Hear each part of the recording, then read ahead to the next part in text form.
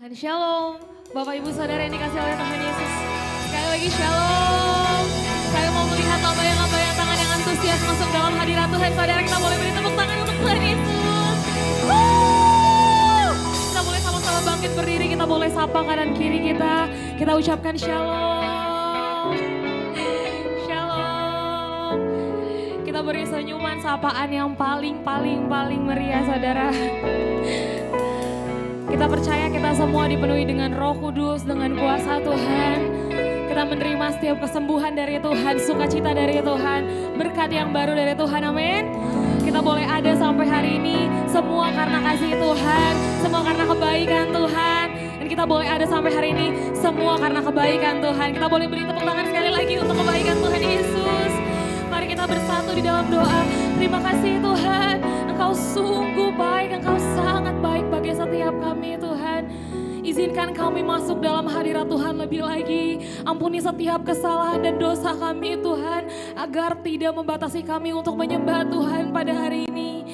Kami mau sembah Tuhan, kami mau bakar korban syukur kami di hadapan Tuhan. Menjadi persembahan yang harum di hadapan Tuhan. Menjadi persembahan yang manis di hadapan Tuhan. Menjadi persembahan yang berkenan di hadapan Tuhan. Kami bukan apa-apa tanpa Tuhan. Kami ada bahkan sampai hari ini semua karena anugerah Tuhan. Semua karena kesempatan dari Tuhan. Satu yang kami tahu Tuhan, ketika kami masih hidup sampai hari ini, ada maksud Tuhan bagi setiap kami untuk memakai kami menjadi alat Tuhan. Kami mau katakan terima kasih Tuhan Yesus. Terima kasih Tuhan Yesus. Kami mau nikmati hadirat Tuhan lebih lagi. Kami mau undang Engkau Roh Kudus bekerja bagi setiap kami di tengah-tengah kami. Berkaryalah di tengah-tengah kami. Berbicaralah di tengah-tengah kami. Terima kasih Tuhan Yesus. Kami mau siap tenggelam dalam hadirat Tuhan lebih lagi. Yang siap mari katakan amin. Dipersilakan untuk duduk kembali saudara. Ku rasakan kasih-Mu Tuhan. Dengan lembut nyatakan di hadapan Tuhan. Ku rasakan kuasa-Mu Tuhan. Kami mau nikmati hadirat-Mu Tuhan. Ku rasakan kasih kuasa Roh Kudus. Ku rasakan kehadiran-Mu. Curahkanlah kuasa-Mu Tuhan. Mujizat terjadi di tempat ini.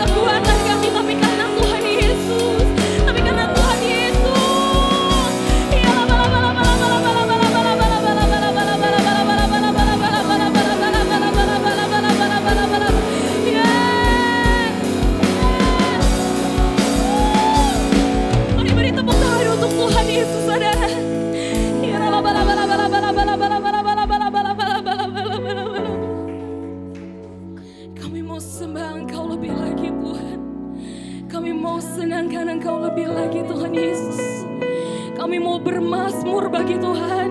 Kami mau menari bagi Tuhan. Kami mau naikkan pujian-pujian kami bagi Tuhan. Mari naikkan ucapan syukurmu lebih lagi saudara. Mari naikkan pujianmu bagi Tuhan lebih lagi.